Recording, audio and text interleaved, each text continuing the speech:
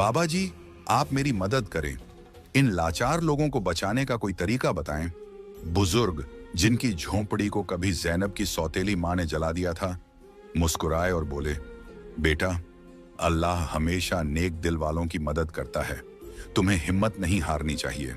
अल्लाह वाले बुजुर्ग मजबूरन इस खतरनाक इलाके में आकर रहने लगे। उन्होंने लड़के से वादा किया, मैं तुम्हारा साथ जरूर दूंगा।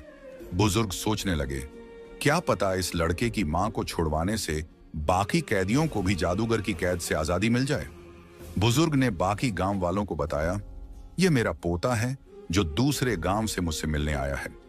जब जादूगर को शक हुआ कि गांव में कोई नया लड़का आया है, तो वह तुरंत अल्लाह वाले बुजुर्ग के पास पहुंचा और पूछने लगा, यह कौन है? बुजुर्ग ने जवाब दिया, यह मेरा पोता है। इस तरह जादूगर और लड़के की मुलाकात हुई। लड़का अपनी पहचान छुपाकर जादूगर से मिलने लगा। जादूगर ने लड़के